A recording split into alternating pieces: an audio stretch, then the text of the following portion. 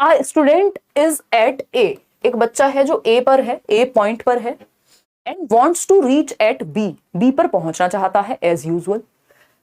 भाई कहीं होता है, कहीं पहुंचना चाहता है, डायरेक्शन क्वेश्चन में यही होता है ना। ये वैसे रीजनिंग के क्वेश्चन हैं इस तरह के, बट ये ईवीएस में जरूर दे देते हैं एक क्वेश्चन आपको इस तरह का। तो student is at A and wants to reach at B, B पे पहुंचना चाहता है, ए पर है। For this he first goes to O, अब ओ पे जाना ही पड़ेगा क्योंकि आपको पता है ये सीधा रास्ता कभी होता नहीं है इनके लिए। Which is 120 metre due north of A. भाई कहीं भी बच्चा खड़ा हुआ होगा, मान लीजिए ए बताया इन्होंने, आज स्टूडेंट इज एट ए, उसको वहीं कहीं से भी मार्क करना शुरू कर दो। और पूछा क्या है, 120 ड्यू नॉर्थ ऑफ ए, ए के नॉर्थ में, तो ए तो कहीं भी सेंटर में ही खड़ा होगा ना, नॉर्थ में 120 मीटर चला गया भाई, है ना, ओ पॉइंट पर पहुंच गया, ठीक। And then he goes from O to B by covering a distance of A from B and the distance and the direction of A with respect to B are respectively. तो आपको पढ़ के समझ में आया होगा, ये क्वेश्चन इन्होंने कंप्लीट नहीं लिखा है इंग्लिश वाले साइड में, जिन्होंने हिंदी में पढ़ा है वो इसको समझ पाए होंगे। इसलिए सीटेट ने फ्री के नंबर इसमें दिए हैं सबको। उन्होंने कह दिया भाई इसका आंसर कोई एक है ही नहीं, 9 लिख के दे दिया आंसर की में, 9 जिसको हम कहते हैं, है ना। अगर आंसर इसका निकालेंगे तो आंसर इसका यही आएगा, है ना। हालांकि 170 मीटर साउथ ईस्ट भी कह सकते हैं कई लोग, बट हम बाय डिफॉल्ट यहां हम शॉर्टेस्ट वे लेके चलेंगे। अगर इसको सॉल्व करने बैठ जाएं तो कोई छात्र ए पर है, 120 मीटर ऊपर नॉर्थ में चला गया, उत्तर दिशा में, फिर वह ओ से बी ठीक पश्चिम दिशा में, ये लाइन मिसिंग है इंग्लिश मीडियम में, तो ओ से बी। अब आप देख रहे हैं इंग्लिश में अगर कुछ मिसिंग था तो फ्री में नंबर मिल गया, यही चीज हिंदी में हुई होती तो फ्री में शायद ही कभी मिलता। क्यों? क्योंकि इंग्लिश को ही फाइनल माना जाता है पेपर में, तो ये भी इंग्लिश को पढ़ के समझना भी जरूरी है। तो बी ठीक पश्चिम दिशा में 50 मीटर दूरी तय करके पहुंचता है। अब पश्चिम दिशा आपको पता है ये वेस्ट होगी, है ना, 50 मीटर की दूरी तय करके पहुंचेगा, ये हुआ 50 मीटर, बी पर पहुंच गया। अब इन्होंने पूछा है कि बी से ए का डिस्टेंस, ट्रायंगल बन गया ना, बी से ए का डिस्टेंस पूछा है और दिशा पूछी है ए से बी की, डिस्टेंस अलग जगह से, दिशा अलग जगह से। तो बी से ए के जब डिस्टेंस पूछा है और दिशा पूछी है, तो दिशा तो भाई नीचे आना पड़ेगा साउथ में, और किस तरफ आना पड़ेगा, वेस्ट से ईस्ट आना पड़ेगा, तो साउथ ईस्ट, ठीक। और ये आपको वो रूट वाला फॉर्मूला लगा करके 50 का स्क्वायर प्लस 120 का स्क्वायर अंडर रूट करके निकाल करके जब लाएंगे तो 130 मीटर साउथ ईस्ट आ जाएगा। लेकिन इसमें फ्री का नंबर सबको मिला है, 170 इसलिए नहीं आएगा क्योंकि बाय डिफॉल्ट इन्होंने शॉर्टेस्ट वे को कंसिडर कर लिया है, ठीक।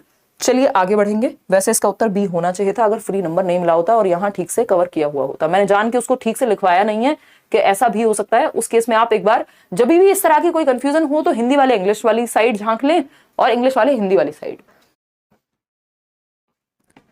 Select true statement about sloths. अब आपको एनसीईआरटी की याद आ रही होगी, आसान क्वेश्चन है। स्लॉथ के बारे में एक चैप्टर है आपका, तो स्लॉथ के बारे में क्या बात सही है ये आपको पहचाननी है। पहला ऑप्शन है sloth looks like a bear and spend almost 22 hours a day sleeping while hanging upside down on a tree branch. बात तो सही लग रही है कि जो स्लॉथ्स होते हैं वो एक भालू के जैसे दिखते हैं और लगभग 22 घंटे एक दिन में सोते हैं। नहीं, यही गड़बड़ हो गई, बाकी सारी बात ठीक थी कि अपसाइड डाउन होकर के यानी उल्टे होकर के पेड़ पे सोते हैं लटक करके, और बहुत ज्यादा सोते हैं, ये भी बात सही है। बेयर के जैसे दिखते हैं, ये भी बात सही है, बट 22 घंटे सही नहीं है। चिंपैंजी के जैसे दिखते हैं, ये तो हवा में तीर हो गया। Sloths look like chimpanzee, again ये भी गलत।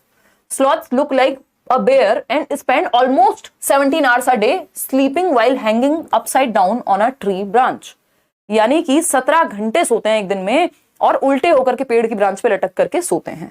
ये बात एकदम सही है। स्लॉथ भालू जैसे दिखते हैं और दिन के लगभग 17 घंटे वृक्ष की शाखा पर उल्टे सिर लटका करके सोते हैं, है ना।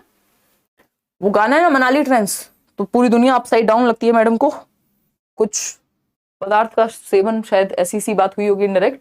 तो यहाँ पे स्लॉथ की दुनिया वैसे ही बिना किसी पदार्थ के सेवन के अपसाइड डाउन रहती है। क्यों? क्योंकि वो उल्टा लटक करके ही सोता है। आप पिक्चर में देख पा रहे हैं, एनसीईआरटी में इसके बारे में बात है। तो वो उल्टा लटक करके सोता है, ठीक है ना। और स्लॉथ जो है कितने साल जीता है? 40 साल। ये सब पता होना चाहिए, कई बार क्वेश्चंस आ चुके हैं। और कैसे आएंगे? एक स्टेटमेंट दे देगा 40 साल सोता है, दूसरा स्टेटमेंट दे देगा 20 घंटे सोता है, 40 साल जीवित रहता है, कितने पेड़ बदलता है। तो ये सब आपको पता होना चाहिए, क्वेश्चन को कैसे भी घुमा करके दिया जा सकता है। तो स्लॉथ एक एनिमल है जो आपको दिखता है एक भालू के जैसा, looks like a bear but not a bear, और 40 साल जीता है। एक पेड़ पे लगभग 5 साल का समय व्यतीत करता है, क्योंकि 8 ट्रीज, लगभग 8 पेड़ों पे पूरा जीवन ये व्यतीत कर देता है 40 साल का, तो एक पेड़ पर 5 साल के करीब ऑन एन एवरेज ये रहता है। 8 से अगर हम डिवाइड करें 40 को तो 8 पंजे होते हैं 40। जब तक रहेगा उस पेड़ पे, कभी कभार हफ्ते में उतर करके आता है आराम के लिए, जब लटक के थक जाता है उसी पेड़ पे, जिस पेड़ पे रहता है वहां की पत्तियां खा लेगा, है ना, लीव्स वगैरह को खाएगा, और जब इनफ लीव्स खा चुका होता है तो दूसरे पेड़ पे मूव कर जाता है। ये करने के बीच में जो समय है वो 5 साल लगभग व्यतीत हो जाते हैं इसके जीवन के एक पेड़ पे। तो एक भालू की तरह दिखता है, 17 घंटे एक दिन में सोता है। आप में से कुछ लोग हो सकते हैं जो स्लॉथ्स हो, जो सोते ही रहते हो। The sloth eats the leaves of the same tree on which it lives. It hardly needs anything else. इसको कुछ और चाहिए नहीं, बस सो जाता है, लीव्स खा लेता है उठ के, एकदम मस्त मजे में रहता है ना। नेटफ्लिक्स एंड चिल करता रहता है ये आराम से बैठ करके पेड़ पे, मजाक कर रही हूँ, है ना। When you pour milk through a piece of cloth, cream remains on it. यही जब आप piece of cloth, जो कि एक कपड़ा है, उसके टुकड़े पर से दूध को छान रहे हैं एक तरह से अगर देखा जाए, तो क्रीम ऊपर रह जाती है। गांव वगैरह में या कहीं किसी ने देखा हो तो देखा होगा, ये चीज बहुत ही नेचुरल है कि कपड़े से अगर आप दूध को छान रहे हैं तो क्या होगा, वो मलाई ऊपर रह जाएगी या what ever. The method of separation, ये क्या कहा जाएगा, मेथड ऑफ सेपरेशन पे पुराने जमाने से क्वेश्चन आते रहे हैं सीटेट में, और इसको आपको पढ़ लेना चाहिए एक बार, चाहे इंटरनेट पे ही सर्च कर लो, कोई ना कोई वीडियो आ जाएगी, बैच में है तो आपको पढ़ा ही दिया जाएगा।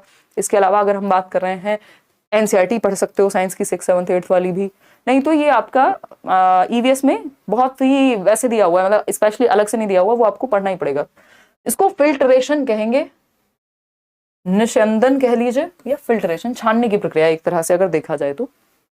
ठीक है, ए 66% लोग सही दे रहे हैं। ठीक, बाकी अगर ये सीविंग होता है प्रॉपर, जो अब आप छन्नी का इस्तेमाल करते हैं जैसे चाय छानने के लिए, है ना। सेडिमेंटेशन, जब आपको लग रहा है कि कुछ कण हैं, ऐसे सेडिमेंट्स हैं जो नीचे पानी में ठहर जाते हैं और साफ पानी आप पी लेते हैं ऊपर से, वो सेडिमेंटेशन की प्रक्रिया हो गई। फिर ये डिकेंटेशन में क्या है, जो सेडिमेंट्स हैं जो नीचे जमे हुए, जो भी ईंट पत्थर जो भी है, छोटी मोटी चीजें, वो नीचे रह जाती हैं, और उसके ऊपर का जो भी लिक्विड है उसको आप अलग कर देते हैं दूसरे बर्तन में, तो वो डिकेंटेशन कहलाता है। तो ये बेसिक सी प्रक्रियाएं हैं। आगे बढ़ेंगे नेक्स्ट क्वेश्चन पे। नेक्स्ट क्वेश्चन क्या है देखते हैं, क्वेश्चन नंबर 5। देखिएगा एक बार, समझते हैं कहानी क्या है। गोलकोंडा फोर्ट के बारे में बात हो रही है और आपको जवाब देना है। क्वेश्चन नंबर 5 है, ऑन द मैप, अभी शायद जल्दी ही आपको नए बैचेस देखने को मिल जाएंगे, सीटेट वाले बैचेस में आप एनरोल कर पाएंगे, उसके लिए वेट कर लो थोड़ा सा। On the map of Golconda fort given in the class 5 text book, कक्षा 5 की टेक्स्ट बुक में गोलकोंडा फोर्ट के बारे में बात हुई है, गोलकोंडा किले के बारे में बात हुई है। 1 centimetre distance is equal to a distance of 110 metres, यानी 1 सेंटीमीटर का डिस्टेंस यहाँ पर जब हम गोलकोंडा फोर्ट के मैप पे देखते हैं तो वो 1 सेंटीमीटर का जो डिस्टेंस है वो 110 मीटर के बराबर है। यानी एक्चुअल में अगर आप देखेंगे ग्राउंड पर, धरती पे अगर आप 110 मीटर चलेंगे तो गोलकोंडा फोर्ट की जो मैप है उसके अनुसार वो 1 सेंटीमीटर होगा। ठीक है, कुछ नहीं करना, आपको ज्यादा दिमाग नहीं लगाना, सिंपल गुणा करनी है। ठीक, on this map the distance between Fateh Darwaza and Jamali दरवाजा इज 10.7 सेंटीमीटर। अब दो दरवाजों के बीच का डिस्टेंस दिया हुआ है 10.7 सेंटीमीटर, और आपको बता दिया 1 सेंटीमीटर बराबर है 110 मीटर के। बस सिंपल गुणा करनी है, आपको क्या पड़ी है किसी चीज की, है ये करोगे बात खत्म। आ गया 1 किलोमीटर और 177 metre, simple 1.177 kilometres, simple answer है, कुछ नहीं किया, मल्टीप्लाई कर दिया, दैट्स इट। आगे बढ़ेंगे नेक्स्ट क्वेश्चन पे। तो ये आसान होते हैं क्वेश्चन, बट थोड़ा सा भय में आ सकते हैं कई लोग कि भाई ईवीएस में गणित दे देते हैं, बट 3 क्वेश्चन ऐसे मिल सकते हैं। आ ग्रुप ऑफ 3 स्टेट्स, अब ये भी क्वेश्चन फिक्स्ड ही है भाई, एक हमें पता है मैप का क्वेश्चन आ जाएगा, एक डायरेक्शन का क्वेश्चन दे देंगे, एक टाइम स्पीड डिस्टेंस का क्वेश्चन दे देंगे, एक ये जो ऐसा इस तरह का क्वेश्चन दे दिया मल्टीप्लिकेशन वाला। तो ये चारों क्वेश्चन बहुत ही कॉमन सेंसिकल क्वेश्चन थे, तो इससे आप बच नहीं सकते, इतना बेसिक गणित तो हमें चाहिए ही होगा ना। Question number 6, a group of 3 states having bay of Bengal on one side is, भाई एक तरफ भारत के जब हम नक्शा देखते हैं या मैप देखते हैं तो हमें पता है एक तरफ अरेबियन सी है, दूसरी तरफ बे ऑफ बंगाल है, बंगाल की खाड़ी, नीचे इंडियन ओशियन है। ठीक है ना, ये तो बेसिक बात है, हम ईवीएस पढ़ते समय भी ध्यान में रखते हैं। और मैं इसको कैसे समझाने की कोशिश करती हूँ कि AOB है, ये AOB बोले तो ईस्ट में अरेबियन सी, ओ बोले तो इंडियन ओशियन को लिख दिया है यहाँ पे, या AIB भी लिख सकते हो। AIB की बात करते हैं हम, इंडियन ओशियन है सेंटर में यानी साउथ में बिल्कुल नीचे मैप में, और ईस्ट ये साउथ में हो गया, और बे ऑफ बंगाल उल्टा लिख दिया है, वेस्ट में आपका अरेबियन सी, ईस्ट में बे ऑफ बंगाल। तो हम ये देख सकते हैं। ऊपर नॉर्थ में आपको पता ही है कि फिर तो माउंटेन्स की बात हो जाएगी। तो अगर हम 3 साइड पानी की बात कर रहे हैं तो एक तरफ अरेबियन सी आपका वेस्ट में, ईस्ट में आपका बे ऑफ बंगाल है ही, इसलिए बे ऑफ बंगाल के पास हम देखते हैं ईस्टर्न स्टेट्स भी है, वो जो 7 सिस्टर स्टेट्स हैं नॉर्थ ईस्ट वाले, और ये जो साउथ में है इंडियन ओशन नीचे श्रीलंका वाले एरिया के आसपास। तो ये बेसिक सी बात है जो हमें ध्यान रखनी होगी। AIB से हम याद रख सकते हैं। AIB मैंने इसलिए लिखा है, अभी मैं मैप दिखाऊंगी तो आपको बेटर समझ में आएगा कि ये वाला जो मेरी, आपको पता ही है ड्राइंग स्किल्स कितनी खतरनाक है, तो ये बस समझने के लिए कि इधर आपका वेस्ट में अरेबियन सी, इंडियन ओशियन आए और बे ऑफ बंगाल ईस्ट में। तो ये AIB इसीलिए है कि आपको मैप को इसी तरह से दिमाग में रखना है, तो गलती नहीं हो सकती है। ठीक, तो खैर देखिए, कोशिश करिए जवाब देने की। सी ऑप्शन कह रहे हैं 62% लोग समझते हैं। अगर हम बात करें आंध्र प्रदेश की, महाराष्ट्र की, तो महाराष्ट्र तो भाई उधर हो ही नहीं सकता, बे ऑफ बंगाल मतलब उधर ईस्ट वाली साइड में होगा बंगाल की खाड़ी। ठीक, तमिलनाडु एक बार को हो सकता था, ओडिशा पॉसिबल है, केरला फिर इधर आ जाएगा, है ना। ओडिशा, आंध्र प्रदेश, तमिलनाडु समझ में आ रहा है, केरला नहीं, कर्नाटका, तो सी ऑप्शन ही सही है जो आप लोग दे भी रहे हैं। ओडिशा, तमिलनाडु और आंध्र प्रदेश बे ऑफ बंगाल के एक साइड में है, तट कह सकते हैं कि ये बंगाल की खाड़ी के तट पर है। इसको ऐसे भी आप देख सकते हैं अगर देखना चाहें तो। ये हुआ एक मैप, इस एक मैप को तो निकाल करके घर में और लगा ही लो, और नए वाला लगाना, क्योंकि अभी जब से बाइफर्केशन हुआ है लद्दाख और जम्मू एंड कश्मीर का, तो थोड़ा सा ये भी हमें यहाँ ध्यान रखना है। कई बार ये नेबरिंग स्टेट भी पूछ लेता है कि हिमाचल प्रदेश है लद्दाख के पास, या फिर ये पंजाब है, और आजकल तो एक वो क्वेश्चन यूटीज वाला भी पूछ रहा है। यूटीज समझ लो ना, यूनियन टेरिटरीज। तो जब से वो लेह और लद्दाख, मतलब सॉरी लद्दाख और ये JNK अलग हुए, तब से ये क्वेश्चन घुमाने के लिए पूछ लिया जा रहा है। इसके अलावा अगर हम बात कर रहे थे, हम यही चर्चा कर रहे थे कि ये है अरेबियन सी आपका वेस्ट में, सेंटर में। अगर या हम साउथ की बात करते हैं तो ये आपका इंडियन ओशियन यहाँ आ गया, ये लिखा हुआ है। और अगर हम ईस्ट की बात कर रहे हैं तो ईस्ट में ऑफकोर्स बे ऑफ बंगाल ही होगा, और ये आपके 7 सिस्टर स्टेट्स आ गए, जो आपका समझने में आपके लिए मेघालय हो गया, त्रिपुरा हो गया।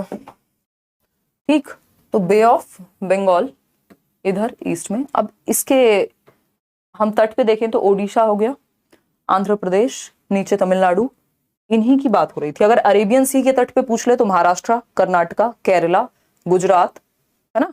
ये जो पेरीफेरी वाले, या हम कहें जो वाटर के साथ बाउंड्री शेयर हो रही है जहां पे भी, वो वाले स्टेट्स तो स्पेशली हमें ध्यान में रखने हैं। इधर चेन्नई भी फिर बे ऑफ बंगाल की तरफ ही चला जाएगा। ठीक, तो ये बेसिक सी बात है। तमिलनाडु, आंध्र प्रदेश, ओडिशा, यही 3 स्टेट्स के बारे में बात हुई थी। अभी आगे बढ़ेंगे नेक्स्ट क्वेश्चन पे। ये PDF में मिल जाएगा, PDF कब मिलेगा ये तो ईश्वर ही जानते हैं।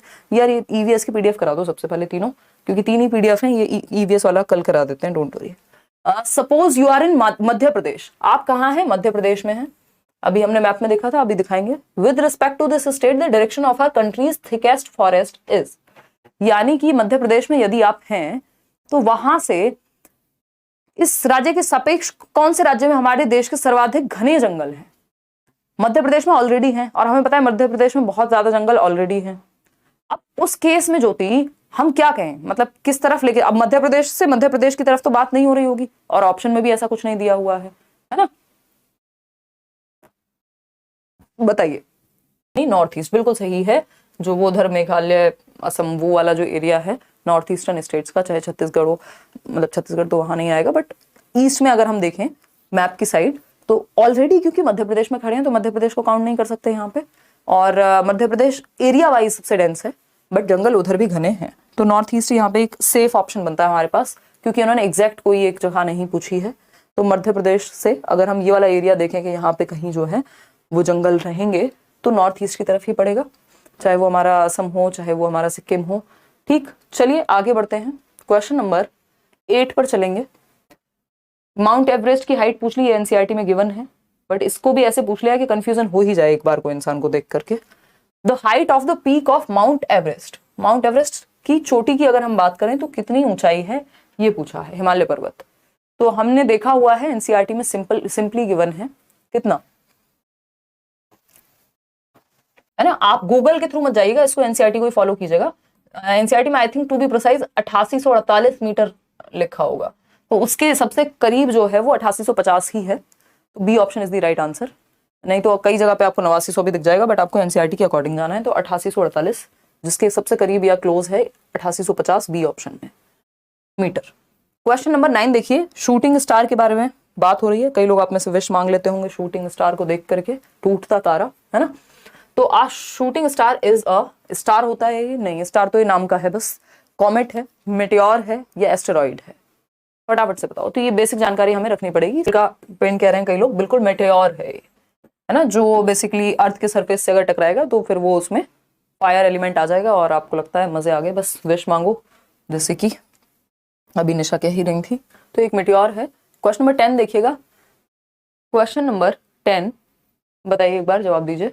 Consider the following statements about the khijri tree, या खेजाड़ी ट्री बोल देते हैं इंग्लिश वाले, खिजड़ी वृक्ष के बारे में विशेषताएं पहचाननी है।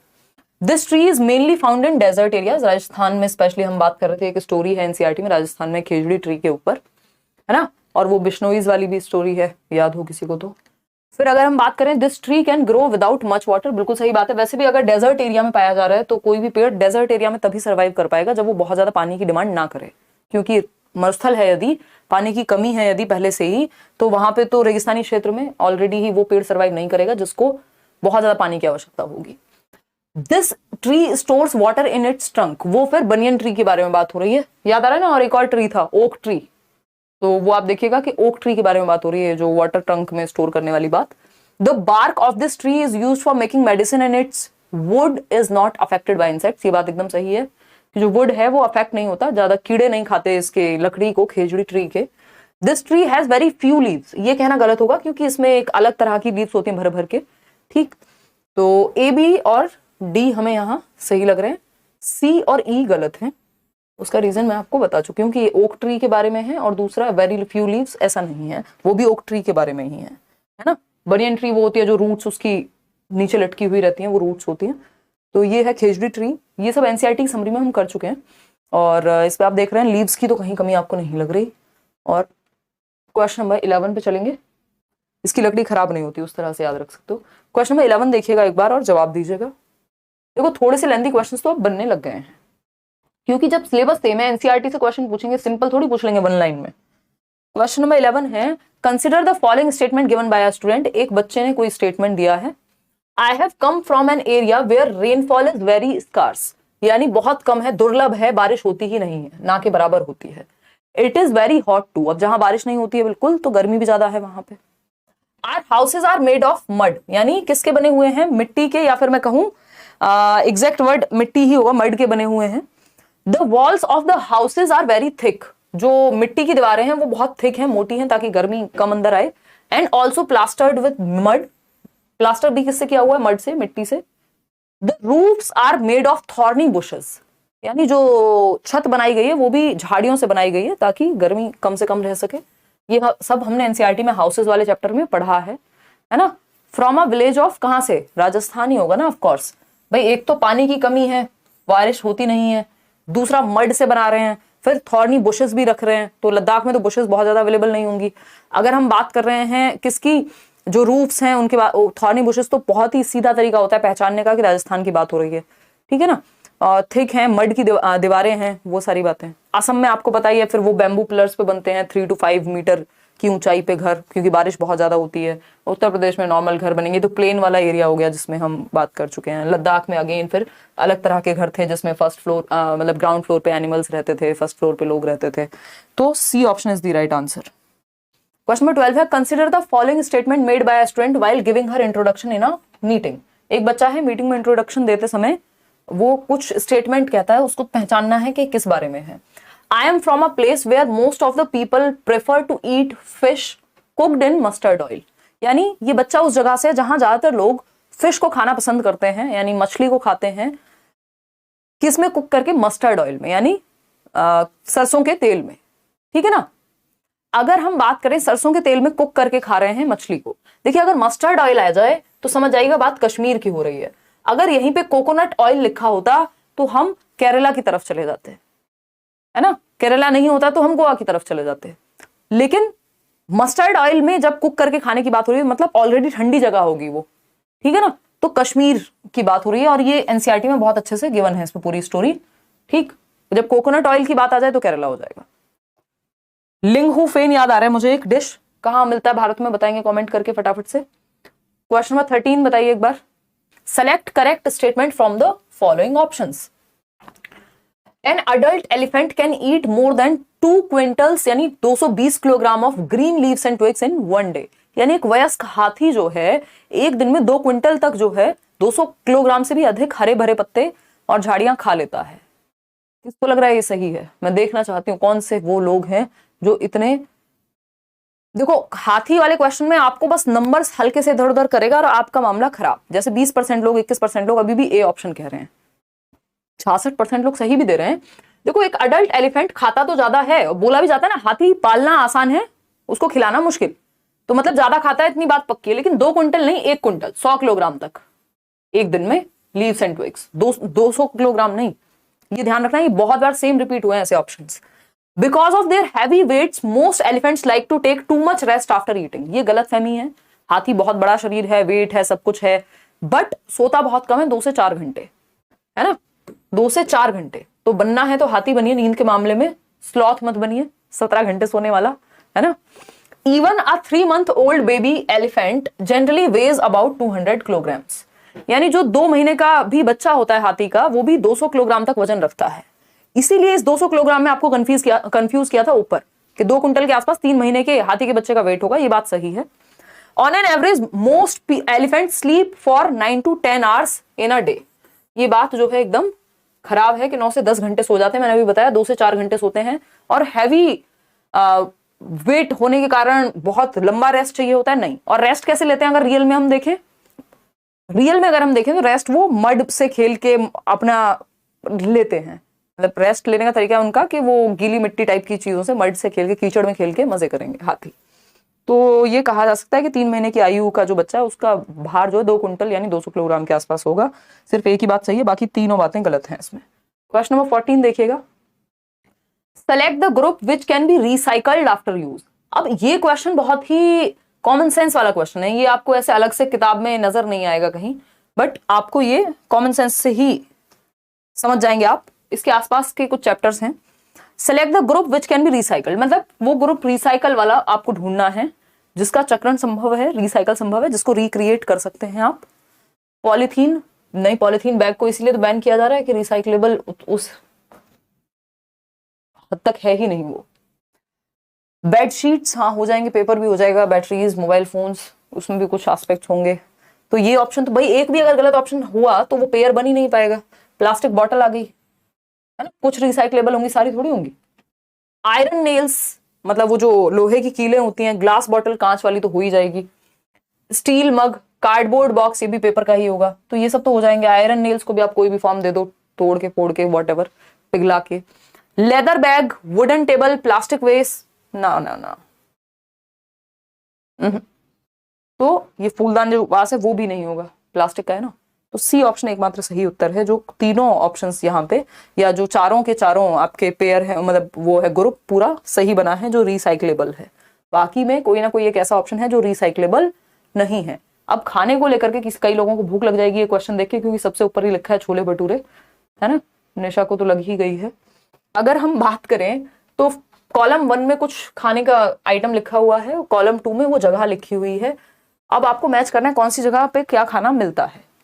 पहला ऑप्शन है छोले भटूरे।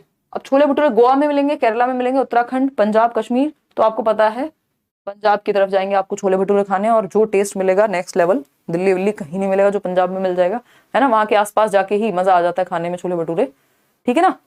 आता है नेक्स्ट, बॉइल्ड टैपियोका विद करी made using coconut oil. Coconut oil Kerala, याद कीजिए। और ये है भी आपके चैप्टर में एनसीईआरटी के 3rd to 5th के, है ना। तो केरला में खाएंगे कोकोनट ऑयल के साथ टैपियोका, जो साबुदाने को ही बोलते हैं ना, मतलब kind of. Fish cooked in mustard oil. Mustard oil again Kashmir चले जाइए, बहुत बढ़िया। Sea fish cooked in coconut oil, तो मैंने अभी बात की थी कि कोकोनट ऑयल के केस में या तो गोवा या तो केरला। अब डिपेंड करेगा वो क्वेश्चन क्या है। अब टेपियोका की बात हो जाती है तो केरला की तरफ चले जाते हैं, और यहीं जब बात सी फिश की हो रही है तो गोवा चले गए। कोस्टल एरियाज है ना। तो कैसे मैच करा हमने, छोले भटूरे कहाँ दिख रहे हैं आपको, ई के साथ, तो 1 जो है वो ई के साथ मैच होगा, यहाँ पे भी, एक ही ऑप्शन हटा पाए हम। सेकंड है बॉइल्ड टेपियोका, कोकोनट का यूज करके केरला में मिलेगा, तो बी का बी ऑप्शन कहाँ दिख रहा है, बी का डी दिख रहा है, ये भी गलत, बी का ए नहीं, बी का, तो सिर्फ डी ही ऑप्शन। तो ये एलिमिनेट करने का अच्छा तरीका होता है, जरूरी नहीं है कि चारों के चारों चेक करने पड़े।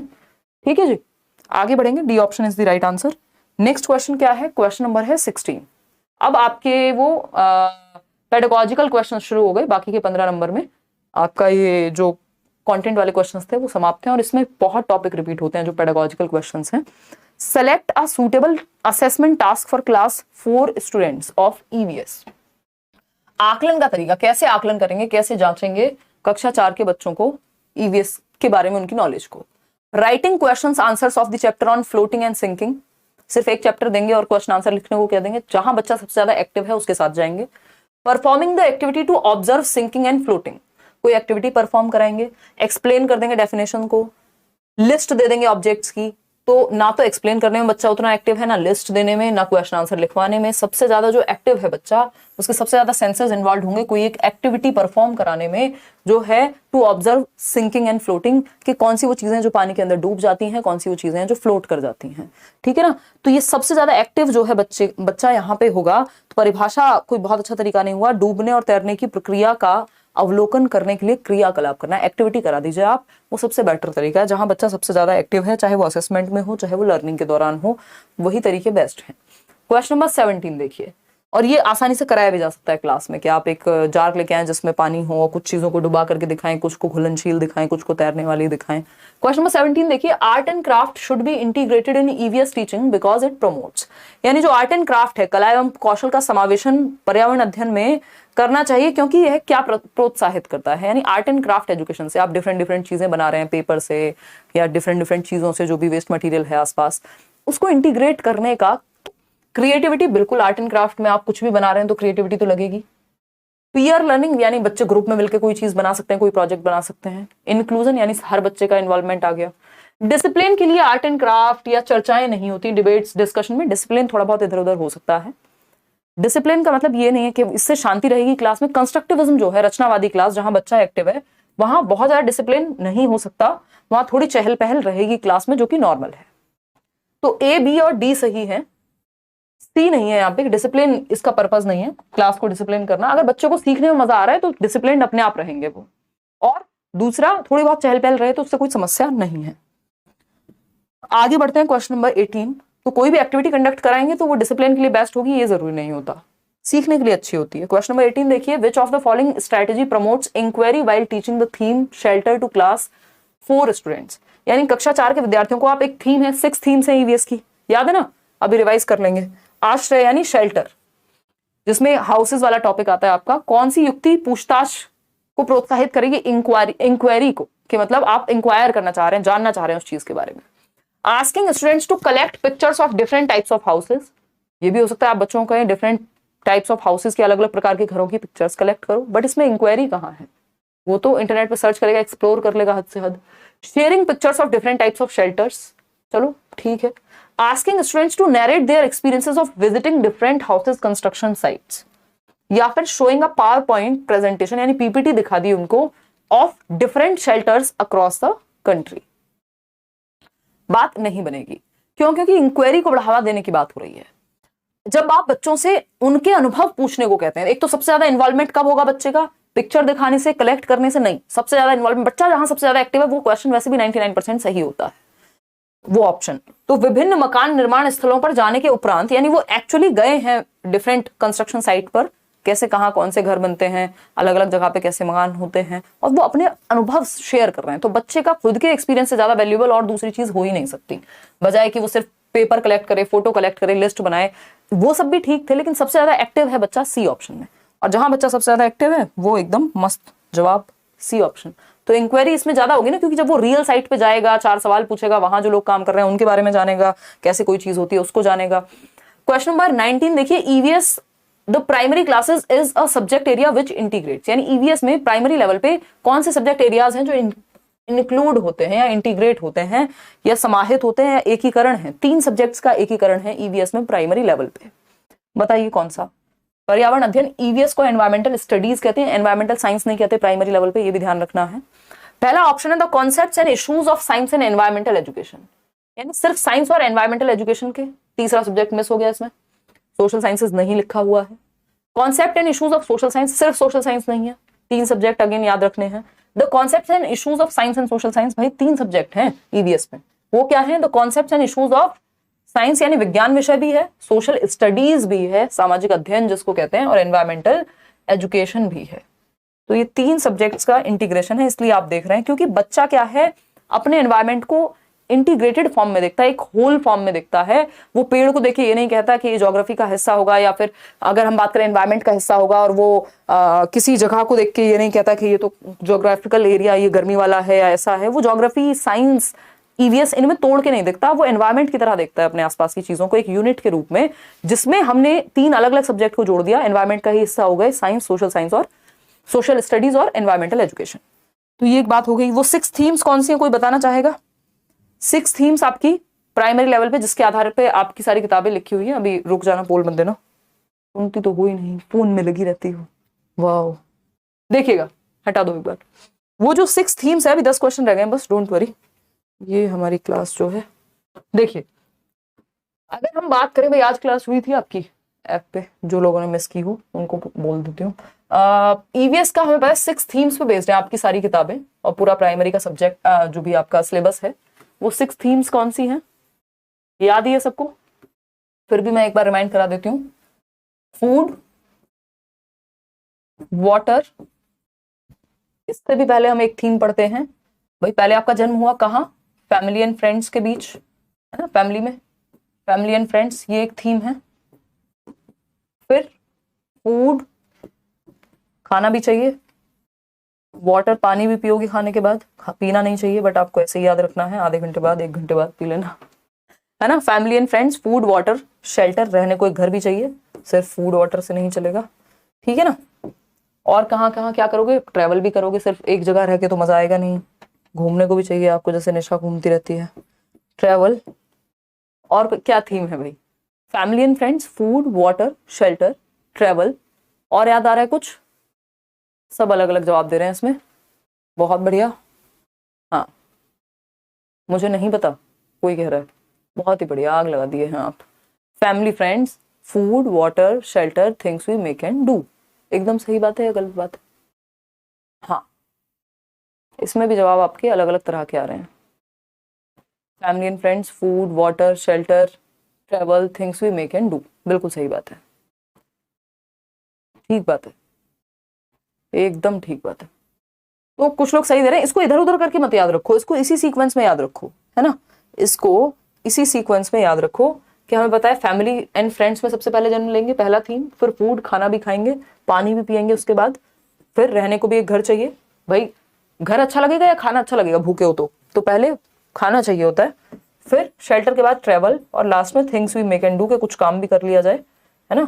Things we make and do, जो प्रीवियस ईवीएस की आप वीडियोस देखेंगे अगर, मेक एंड डू, उसमें बहुत अच्छे से मैंने फनी वे में बताया हुआ है कि ये 6 थीम्स हैं, और कुछ सब थीम्स भी हैं, फैमिली एंड फ्रेंड्स की ही 2 सब थीम्स हैं, बाकी किसी की कोई सब थीम नहीं है।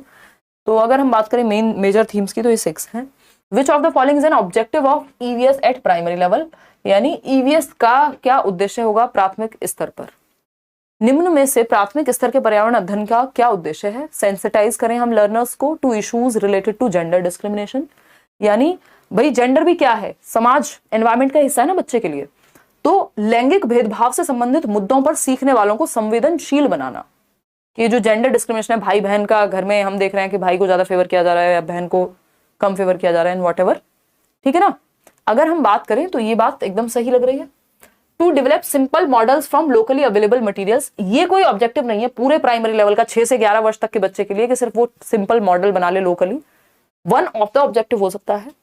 To gradually prepare students for upper primary science concepts, ये एकदम खराब बात है, ये सिर्फ कोई यही उद्देश्य नहीं होता कि आप अपर लेवल पे जाने के लिए वो प्रिपेयर हो जाएं। To orient students towards occupational choices available in their locality, जिसको बहुत लोग सही मान रहे हैं। विद्यार्थियों को उनके आस पड़ोस में उपलब्ध व्यावसायिक विकल्पों की ओर अभिमुख करना। भाई बच्चे हैं प्राइमरी लेवल के, उनके आसपास ऑक्यूपेशनल चॉइसेस क्या हैं, ये आप 11th-12th में जाके बात करेंगे तो अच्छा भी लगेगा, है ना। अवेयर कराने की भी बात नहीं कही, इन्होंने कहा टू ओरिएंट, मतलब उस तरफ उनका ध्यान लेकर के ही जा रहे हैं, बिल्कुल जैसे उनको चूज करना हो, करियर काउंसलिंग थोड़ी होगी। तो सबसे महत्वपूर्ण क्या है कि बच्चे को हम सेंसिटाइज कर सकें उसके आसपास की सराउंडिंग के प्रति, और उसमें से एक ऑप्शन जेंडर की बात इन्होंने यहाँ ए ऑप्शन में की हुई है।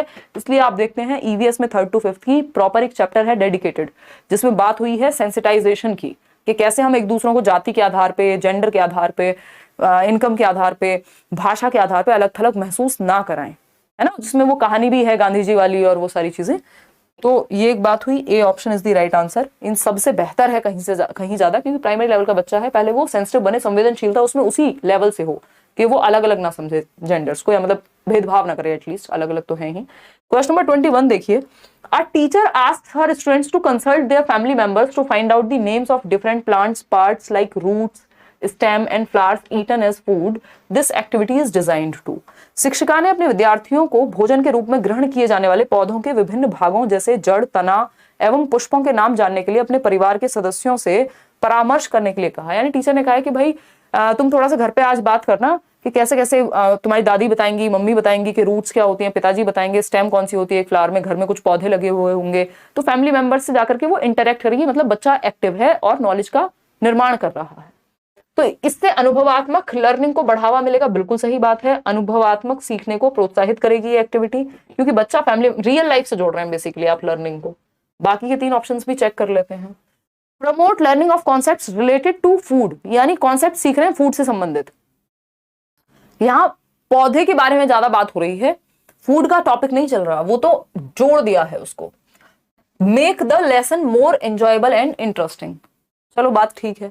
Allow the students to discover about food freely, देखिए फूड के बारे में डिस्कवर करने के, इंटरेस्टिंग बनाने के टॉपिक को, रिलेटेड टू फूड टॉपिक को प्रमोट करने के 70 तरीके हो सकते थे, लेकिन ये सबसे बड़ा जो रीजन है इस एक्टिविटी के पीछे, ये तीनों बातें सही हो सकती थी, लेकिन बेस्ट ऑप्शन ही तो चूज करेंगे जिससे 1 नंबर मिलेगा। सबसे बड़ा जो मुद्दा है इसके पीछे वो है कि बच्चा अपनी रियल लाइफ सराउंडिंग में, जो उसकी सराउंडिंग है, जो रियल लाइफ है उसकी, उसके बीच में जाके अनुभव प्राप्त कर सके। तो अपने अनुभव से सीखे, उसको जस्ट बता नहीं दिया गया, नहीं तो टीचर खुद भी बता देती। तो ए option is the right answer over here. आगे बढ़ेंगे, आपका एक होमवर्क है आज कि जो मैराथन है ईवीएस के ऊपर, एटलीस्ट वो देख लीजिए, क्योंकि कई लोगों को गड़बड़ है, अदरवाइज इससे पहले वाला क्वेश्चन आप गलत नहीं कर सकते थे, बहुत आसान क्वेश्चन था वो, है ना। ईवीएस पेडागोजी वाली जो मैराथन है स्पेशली, वो तो जरूरी देख लो, मैंने कराया हुआ, इवन एक ही मैराथन में आई थिंक करा दिया, पिछले बार वाली देख लो। Which of the following strategy of teaching EVS, क्योंकि वहां से आपके फिर 15 नंबर एंश्योर हो जाएंगे, वो 15 नंबर में आप गड़बड़ नहीं कर पाएंगे फिर। Which of the following strategy of teaching EVS to the visually impaired students is most appropriate. Visually impaired student कौन से हैं? दृष्टिबाधित बच्चे जिनको देखने में समस्या है या बिल्कुल नहीं देख सकते। उस केस में कौन से तरीके से पढ़ाएंगे? टैक्टाइल मटेरियल, ब्रेल लिपि, है ना। Make a mixed peer group in class, allow more time to finish a task, break the task into parts and teach the parts separately. इन सबसे ज्यादा बेटर क्या होगा भाई? ये एडीएचडी वाले बच्चे के साथ करते, या सबके साथ भी कर सकते हो, कोई दिक्कत नहीं, लेकिन स्पेशली लिखा है विजुअली इंपेयर्ड बच्चा है, तो सबसे बेहतर तरीका होगा use more of tactile teaching learning material, यानी ऐसे टीएलएम यूज कीजिए जो टैक्टाइल हो, जो स्पर्शी हो, जिनको टच और फील किया जा सके। बच्चे को आप कोई भी चीज दे रहे हैं तो उसको टच एंड फील करने के लिए उसको हाथ से टच कराइए, या ब्रेल लिपि का इस्तेमाल कराइए किसी चीज के लिए। ब्रेल लिपि खुद में टैक्टाइल मटेरियल होती है। तो D option is the only right answer, क्योंकि पूछा था स्पेसिफिकली विजुअली इंपेयर्ड बच्चे के लिए। बाकी चीजें तो आप नॉर्मल बच्चे के लिए भी करो, उसके लिए भी कर दो, कोई दिक्कत नहीं है। The most appropriate stage of the lesson plan, यानी जब आप क्लासरूम में जाने से पहले लेसन प्लानिंग करते हैं एज अ टीचर, भाई लेसन प्लानिंग ही तो है, ये पीपीटी आपकी बनी होगी, क्वेश्चंस चूज किए होंगे, है ना। फिर उसके बाद सोचा होगा कि यहाँ पे ये एग्जाम्पल दिया जा सकता है, या फिर इस तरीके से हम पढ़ने वाले हैं, ये पिक्चर लगाई जाएगी बीच में, तो उसमें क्या है, वो क्यों लगाया गया है, लेसन प्लानिंग का हिस्सा है। टीचर को लेसन प्लानिंग करके जानी चाहिए, क्लास में जाने से पहले लेसन प्लान बनना चाहिए, पाठ योजना बननी चाहिए। आपने बीएड, बीटीसी, डीएलएड कुछ भी किया होगा, लेसन प्लानिंग की होगी, चाहे कई लोगों ने फॉर्मेलिटी के लिए ही कर ली हो, है ना। At the end of the class and lesson planning बाद में करनी चाहिए। At the introduction of the assessed, जब आप आकलन कर रहे हैं उस समय पे पाठ के आरंभ में। When students wish to assessed over the course of teaching learning, तो बिल्कुल lesson planning over the course of teaching learning, जो आपकी शिक्षण अधिगम प्रक्रिया के दौरान जो है लेसन प्लानिंग जरूर होनी चाहिए। और बेसिकली लेसन प्लानिंग नहीं पूछा, इन्होंने पूछा कुछ और है। क्वेश्चन फिर से पढ़ते हैं, मैं भी आज थोड़ी थकी हुई हूँ। The most appropriate stage of the lesson plan where student should be assessed while teaching EVS. यानी लेसन प्लानिंग की वो जो पाठ योजना पूरी बनाई गई है, सबसे इंपॉर्टेंट पॉइंट जो है जहां पे बच्चों का आकलन होना है, वो कौन सा पॉइंट होना चाहिए लेसन प्लान का? जब बच्चे का आकलन किया जाए, जब उसको जांचा जाए। तो ये during the course of teaching learning process हो अगर आकलन, तो सबसे बढ़िया। जैसे अभी हम पढ़ भी रहे हैं और आपका आकलन भी साथ में चल रहा है, आप पोल में जवाब भी दे पा रहे हैं। तो over the course of teaching learning process lesson planning में वो जगह होनी चाहिए कि आप कुछ पढ़ा रहे हैं, साथ में आकलन भी कर ले रहे हैं। Question number 24, you have to assess your students EVS projects and give them quick feedback. बच्चों का आकलन करना है ईवीएस के बारे में और उनको फीडबैक, एक प्रतिपुष्टि देनी है। Which assessment tool will you choose? अच्छा, एक और वर्ड लिखा हुआ है यहाँ पे, you have to assess your students EVS projects and give them quick feedback. यानी फीडबैक कैसा होना चाहिए? क्विक, कम समय लगे, जिसमें जल्दी से आप शीघ्र प्रतिपुष्टि दे पाए या पुनर्निर्वेशन कर पाए। शीघ्र मतलब कम टाइम टेकिंग हो, ज्यादा टाइम टेकिंग नहीं होना चाहिए। ऑब्जर्वेशन, ये फीडबैक का तरीका है। ऑब्जर्वेशन असेसमेंट का तरीका हो सकता है। इसमें तो आप बताते हैं, अगर इसमें कुछ और इन्होंने वर्ड ऐड किया होता, क्योंकि आपको शेयर करने की बात हुई है, फीडबैक देने की बात हुई है, सिर्फ आकलन की बात नहीं हुई है। फिर आता है रेटिंग स्केल। रेटिंग स्केल बोले तो कि भाई रेट कर पाएंगे आप on a scale of 1 to 10, बच्चे ने इस चीज में इतना अच्छा किया, इसमें इतना किया, इसमें इतना अच्छा किया। चेकलिस्ट में ये 10 चीजें थी, उनमें से 5 चीजें हैं, 3 चीजें नहीं है, या 5 चीजें हैं, 5 चीजें नहीं है। पीयर असेसमेंट, एक दूसरे से आकलन कराएंगे तो इसमें समय लगेगा, और फीडबैक देने की बात हुई है, सिर्फ असेसमेंट की बात नहीं हुई है। तो रेटिंग स्केल में भी आपका टाइम लगता है, क्योंकि आप अलग अलग क्वालिटीज को रेट करेंगे, है ना, बच्चे की इतने में से इतना। लेकिन चेकलिस्ट यहाँ सबसे अच्छा तरीका है, क्योंकि आपके पास ऑलरेडी अलग अलग क्राइटेरिया होंगे, उसके बेसिस पे चेकलिस्ट आपके पास होगी, इस चीज में टिक लगाना है, इसमें नहीं लगाना है। रेटिंग स्केल में फिर भी आपको सोचना पड़ेगा रेट करने के लिए, और उसमें समय लग सकता है कंपैरेटिवली। तो रेटिंग स्केल सबसे ज्यादा जो है यहाँ पे, चेकलिस्ट कम समय लेगी बाकी ऑप्शंस के मुकाबले। भाई पढ़ लो पहले क्वेश्चन ने क्या पूछा है, आंख बंद करके बस पीयर असेसमेंट मत कहो। ये नहीं कहा कौन सा तरीका सबसे बढ़िया है, ये पूछा है क्विक फीडबैक देना एक प्रोजेक्ट के बारे में। एक प्रोजेक्ट बनवाया है और उसके बारे में quick feedback as a teacher देना है, उसके दोस्तों से नहीं दिलवाना है। तो डी इसलिए नहीं हो सकता, रट्टे मत लगाओ वर्ड्स के। क्वेश्चन नंबर 25 देखिएगा क्या कहता है, the objective of assessment of EVS learning is that, यानी पर्यावरण अध्ययन में सीखने का आकलन करने का उद्देश्य क्या होता है, हम बच्चे का आकलन क्यों कर रहे हैं, उसने कैसे सीखा। Teacher gathers information about the students achievement. देखिए, objective of assessment of EVS यानी जो सीख चुका है उसका आकलन। It is a way of teaching rather than evaluation. It provides feedback about students' progress in mastering new knowledge. It informs about students' learning to provide support for the next step. ये भी सही है, ये भी सही है, ये भी सही है, ये भी सही है, चारों सही है, गलत तो कोई है ही नहीं। Feedback about students' progress in mastering। एक बार टेलीग्राम चैनल ज्वाइन कर लो ना, क्योंकि उससे क्या होगा, मैं एक बार शेयर कर ही देती हूँ लाइव जाने से पहले वहां। A teacher gathers information about the students' achievement। देखो, objective of assessment of EVS learning, कितना आता है इसका ऑब्जेक्टिव, इसको असेस करने का क्या होगा, इंफॉर्मेशन गैदर करने को मिल जाएगी कि बच्चे ने कितना प्राप्त किया है, कितना जानता है वो। शिक्षक विद्यार्थियों की उपलब्धि के विषय में जानकारी एकत्र कर पाएगा, ये एक ऑब्जेक्टिव सीखने का आकलन। असेसमेंट ऑफ लर्निंग की बात हो रही है, असेसमेंट एज लर्निंग की बात नहीं हो रही है। जो सीख लिया है उसका आकलन, तो उससे क्या होगा, इंफॉर्मेशन आ जाएगी टीचर के पास कितना बच्चे ने अचीव किया है उसके बारे में जानने की। अदरवाइज ये चारों ऑब्जेक्टिव सही है, ये चारों ऑब्जेक्टिव होते हैं जब हम बच्चे को असेस कर रहे होते हैं। लेकिन ये देखना है आपको कि पूछा क्या है भाई, असेसमेंट एज लर्निंग पूछा है, progress in mastering for learning पूछा है, it informs about students learning to provide support for the next step, ये भी एज लर्निंग में ही या फॉर लर्निंग का पार्ट हो जाएगा। ऑफ लर्निंग पूछा है तो एक ही उत्तर यहां सही है कि कितना आता है, क्या अचीवमेंट है, उसका पता लग जाएगा आपको।